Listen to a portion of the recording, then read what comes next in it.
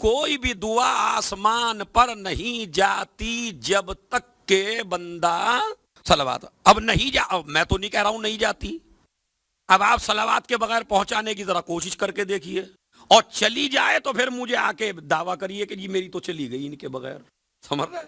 نہیں جانے والی ہے، جب علی نے کہہ دیا تو جانے والی، کوئی مولوی ملا کہہ دے تو جا سکتی ہے، لیکن علی کہہ دے نہیں گئی تو اس کا مطلب ہے نہیں تمہیں دھوکا ہو سکتا ہے، علی کو دھوکا کوئی دعا نہیں جاتی آسمان پر جب تک کہ، اور یہ اصول بھی بتایا، کبھی کبھی آدمی غافل ہوتا ہے، روزہ امام حسین علیہ السلام پہ پہنچا دعا مانگ رہا ہے، کعبے میں پہنچا دعا مانگ رہا ہے، مجلس میں آیا دعا مانگ رہا ہے، اور پھر کہہ رہا قبلہ میری دعا قبول نہیں ہوتی، ہو اس لیے نہیں رہی ہے کہ علی نے پہلے ہی کہہ دیا ہے کوئی دعا نہیں جائے گی جب تک پہلے صلوات نہیں پڑھے گا، پہلے صلوات پڑھ کے اپنا منہ تو پاک کر لے، اما نجس دعائیں جو نجس زبان سے دعائیں نکلتی ہیں وہ آسمان تک نہیں پہنچتی، اس لیے کہ زبان جب تک پاک نہ ہو، زبان کو پاک کہیں سے کرو گے؟ اب جب زبان پاک ہو گئی تو دعا خود بخود چلی گئی، تو اب اللہم صلی علی محمد امام، اور پھر جب امام سے پوچھا گیا مولا اس کے بغیر کیوں نہیں جاتی، اور جب صلوات کے ساتھ پہنچائی تو پہنچ بھی گئی اور قبول بھی ہو گئی، کہا اس لیے خدا کی قسم میرا جملہ نہیں ہے، میری تو کیا اوقات ہے جو میں آپ کو متاثر کر سکوں، چھٹے امام نے فرمایا کیا اللہم صلی علی محمد وعجل، چھٹے امام فرماتے ہیں کہ جب کسی بندے کی کوئی دعا قبول نہ ہو تو اس کا بہترین طریقہ یہ ہے پہلے بسم اللہ کہے، الحمدللہ کہے، اس کے بعد 3 مرتبہ صلوات پڑھے، 3 مرتبہ صلوات پڑھ کے بریکٹ میں اپنی حاجت رکھ دے، اس کے بعد پھر 3 مرتبہ صلوات پڑھے، پہلے بسم اللہ الحمدللہ 3 دفعہ صلوات، اس کے بعد بریکٹ میں اپنی حاجت، اس کے بعد پھر 3 مرتبہ صلوات۔ امام فرماتے ہیں میں گارنٹی لیتا ہوں دعا ردی نہیں ہو سکتی۔ اچھا اگر امام کہہ دیں تو ماشاءاللہ جتنا مجمع بیٹھا ہے یہاں سب کو یقین آ گیا، بھائی جب چھٹے نے کہہ دیا، صادق آل محمد نے کہہ دیا تو اب تو دعا رد ہو ہی نہیں سکتی، مگر امام نے آپ کو خالی چپ نہیں کیا عقیدے کی بنیاد پر، دلیل ایسی دی کہ جو ایک ایک بندے کے ذہن میں بیٹھ جائے۔ امام نے فرمایا اس کی وجہ یہ ہے کہ یہ جو صلوات ہے نا یہ خود ایک دعا ہے، تو کوئی دعا قبول ہو نہ ہو، مگر جب بندہ صلوات پڑھے گا تو اللہ صلوات کو تو کبھی رد نہیں کر سکتا۔ اب جب 3 دفعہ ادھر صلوات رکھی ہے، 3 دفعہ ادھر صلوات رکھی ہے، تو اللہ فرشتے سے کہتا ہے جب تم نے ادھر کا حصہ بھی قبول کر لیا، ادھر کا حصہ بھی قبول کر لیا تو مجھے شرم آتی ہے۔ بھائی ایک خط لکھا آپ نے اور خط میں جو ہے بیچ میں اپنی حاجت لکھ دی، اور ادھر بھی صلوات ادھر بھی صلوات، تو اللہ فرشتے سے کہتا ہے پورا پرچہ جو لکھا ہے وہ قبول کرو، بس سمجھ رہا ہے؟ ایسا نہیں کہ آگے کا حصہ بھی قبول کر لیا، پیچھے کا بھی حصہ، بیچ کا حصہ نہیں۔ تو اسی لیے امام نے فرمایا کہ نہ دعا پہنچتی بغیر صلوات کے۔ اچھا یہ بھی میں آپ کو بتاؤں، یہ آپ کی نالج میں اضافہ ہے خدا کی قسم، آل محمد بھی جب کوئی دعا کرتے تھے تو وہ اپنی کون سی فضیلت کو وسیلہ بناتے تھے؟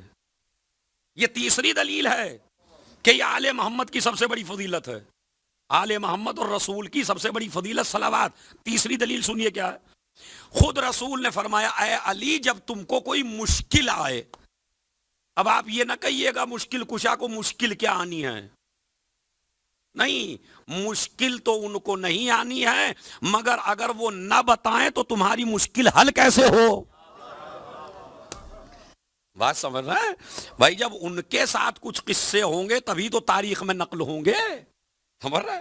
تو ایک مرتبہ رسول نے فرمایا علی جب تم کو کوئی پرابلم ہو، کوئی مصیبت ہو، کوئی پریشانی ہو تو تم بھی یہ جملہ کہا کرو اسألک ان تصلی علی محمد و آل محمد، پروردگار میں تجھ سے سوال کرتا ہوں میرا یہ کام کر دے اور تو صلوات پڑھ محمد اور آلے۔ تو اس کا مطلب ہے کعبے میں پیدا ہونا بڑا شرف ہے، مگر علی نے اسے واسطہ نہیں بنایا، مرحب کو مارنا بڑی فضیلت ہے مگر اسے واسطہ نہیں بنایا، معراج پہ جانا بڑی فضیلت ہے مگر اسے واسطہ نہیں بنایا، رسول کے ہاتھوں پہ آ جانا بڑی فضیلت ہے، مگر اسے واسطہ نہیں بنایا۔ آل محمد بھی کس چیز کو واسطہ بناتے تھے؟ ارے توجہ چاہتا ہوں، صلوات کو سارے انبیاء نے کس چیز کو واسطہ بنایا؟ یہ تو آپ کی نالج میں ہے ہی۔ آدم کی توبہ کس جملے سے قبول ہوئی؟ نوح کی کشتی کیسے پار لگی؟ ابراہیم کی آگ کیسے گلزار ہوئی؟ سب میں ایک ہی جملہ کامن ہے، اللہم صلی علی محمد و آلہ۔ ان کا صدقہ میری یہ پرابلم، ان کا صدقہ میری یہ پرابلم، ان کا صدقہ میری یہ پرابلم دور ہو جائے۔ تو آل محمد بھی اپنی جس فضیلت کو وسیلہ بناتے تھے وہ یہی عظیم فضیلت ہے، صلوات۔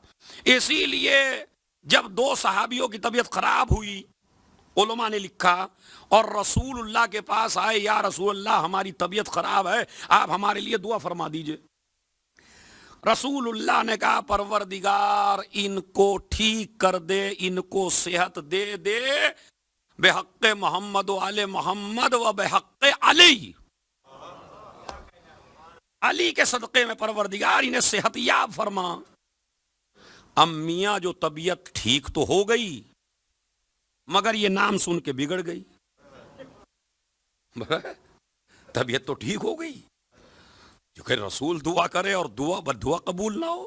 ہاں مولوی کی قبول ہے، ملا کی قبول ہے، رسول کی دعا قبول نہ ہو تو وہ تو دعا تو قبول ہو گئی۔ کہنے لگے بھائی یہ نام کیوں لیا؟ مگر تو اب ایک ساتھی نے دوسرے کو سمجھایا کہ بھائی اصل میں یہ ہے، آج ہماری طبیعت خراب تھی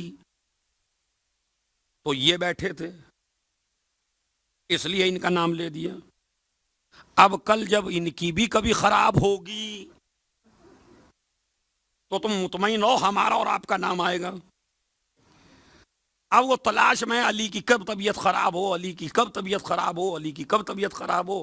اتفاق سے ایک دن علی میرے مولا کو بخار ہلکا سا آئی گیا، طبیعت کچھ علیل ہوئی، اور جا کے رسول سے کہا یا رسول اللہ علی کی طبیعت خراب ہے۔ علی نے نہیں کہا یا رسول اللہ علی کی طبیعت خراب ہے۔ رسول نے کہا کیا ہے؟ کہا ہاں یا رسول اللہ میری طبیعت تھوڑی خراب۔ کہا اچھا، حالانکہ خراب کا لفظ اردو میں میرے مولا کے ساتھ جمتا نہیں ہے، لیکن یہ زبان کی تنگی ہے، تو انہوں نے کہا کہ ہاں دعا کر دیجئے یا رسول اللہ، دعا کر دیجئے، کریے۔ پروردگار علی کو صحت دے علی کے صدقے سے۔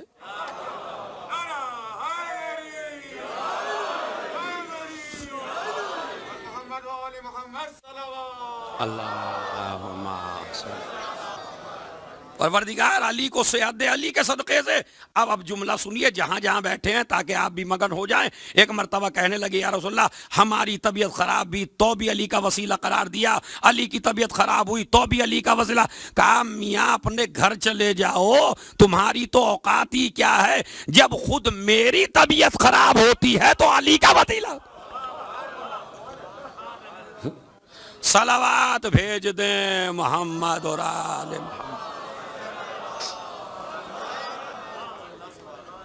اس کا مطلب ابھی میں 3 دلیلیں آپ کو دے چکا ہوں کہ اس سے بڑی آل محمد کی کوئی فضیلت، اور اسی فضیلت کو سب سے زیادہ اجاگر کیا گیا ہے۔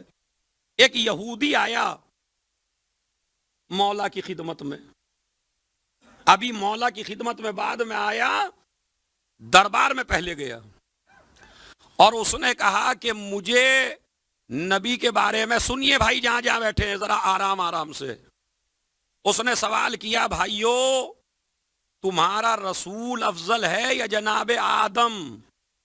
ذرا آپ ہی جواب دے دیجئے پہلے، رسول اعظم افضل ہیں یا جناب آدم؟ رسول اعظم۔ تو جو جواب آپ نے دیا وہی جواب انہوں نے دیا کہ رسول اعظم سب سے افضل ہیں، آدم کیا سارے نبیوں سے افضل ہیں۔ اچھا جب ہر مسلمان یہ کہتا ہے سارے نبیوں سے افضل ہیں تو پھر یہ کیسے کہتا ہے کہ ہم جیسے ہیں؟ مطلب عقل میں آنے والی بات ہے۔ جب آپ کہیں کہ نبی کا سب سے افضل تو پھر ہم جیسے کیسے ہو گئے؟ اما جس کے جیسے انبیاء بھی نہ ہوں وہ ہم جیسا ہے؟ ناممکن ہے۔ تو انہوں نے کہا کہ بتائیے آدم افضل ہے یا آپ کے سرکار؟ انہوں نے کہا ہمارے سرکار افضل ہیں، ان سے بڑا کوئی اللہ کا نبی بالکل صحیح جواب. انہوں نے کہا تو مجھے ایک سوال کا جواب دیجئے پھر. انہوں نے کہا فرمائیے. کہا یہ بتائیے کہ اللہ نے آدم کو تو سجدہ کروایا لیکن کوئی روایت آپ کے یہاں نہیں ہے کہ اللہ نے تمہارے سرکار کو بھی سجدہ کرایا ہو. اور سجدہ بڑی عبادت ہے بھائی. سجدہ سب سے بڑی عبادت ہے یا نہیں ہے؟ نماز کا سب سے عظیم رکن کون سا ہے؟ سجدہ. تو وہ یہ کہتا ہے دیکھیں جواب کی گہرائی دیکھیے آپ سوال کی. اگر تمہارا نبی سب سے افضل ہے تو اللہ نے سجدہ آدم کو تو کرایا, تمہارے سرکار کو سجدہ نہیں کرایا. اب اس کا جواب نہیں دے پاتا مسلمان, کہتا نکالو اسے, نہ جانے کیا کیا بک رہا ہے. انہوں نے کہا بک نہیں رہا ہوں, علمی جواب چاہیے. دربار سے نکلے, سلمان مل گئے. سلمان نے کہا چل میں تجھے ایسی جگہ لے چلوں جہاں تجھے تیرے ہر سوال کا جواب مل جائے. کہا چلیے. جیسے ہی میرے مولا علی کے دروازے پہ پہنچے تو دروازہ بند ہے مگر حجرے سے آواز آ رہی ہے سلمان فلاں صاحب کو لے کے آ جاؤ. اما روب تو اسی وقت پڑ گیا کہ دروازہ بند, میری کبھی ملاقات نہیں. چلیے سلمان کا نام تو جانتے ہیں, انہیں میرا نام کس نے بتا دیا؟ اما بھائی یہ تو زمین کی بات ہے, جو زمین پہ رہ کے پورے آسمان کے حالات دیکھ لے. چلیے وہ گئے. اب روب تو پڑ گیا پہلی مسئلے پر کہ میرا نام کیسے پتا ہے. مولا نے فرمایا سوال آپ کا میں بتاؤں یا آپ خود کریں گے؟ کہا نہیں سرکار آپ ہی بتائیے, جب آپ نے اتنا بتا ہی دیا ہے. کہا فلاں دن آئے تھے, فلاں جگہ سے آئے تھے, ذہن میں نبوت کے حوالے سے یہ سوال اٹھا تھا, وہاں تم کو یہ جواب دیا گیا, بعد میں تم کو بھگایا گیا, پھر سلمان سے ملاقات ہوئی, انہوں نے میرے. ارے یہ ساری باتیں آپ کو کس نے بتا دیں؟ ابھی تو سلمان میرے ساتھ آئے ہیں. ایک مرتبہ کا تمہارا سوال یہی تو ہے کہ اگر تمہارا نبی افضل ہے تو اللہ نے سجدہ آدم کو کرایا, تمہارے نبی کو سجدہ, زور سے بولیے بھائی, تمہارے نبی کو اللہ نے سجدہ نہیں کرایا. امام نے فرمایا تیرے سوال کا جواب اسی میں ہے. کہا وہ کیسے؟ کہا بس ایک سوال کا جواب مجھے دے دے. کہا کیا؟ کہا اللہ نے جب فرشتوں سے آدم کو سجدہ کرایا تو کہا خدا نے خود بھی سجدہ کیا؟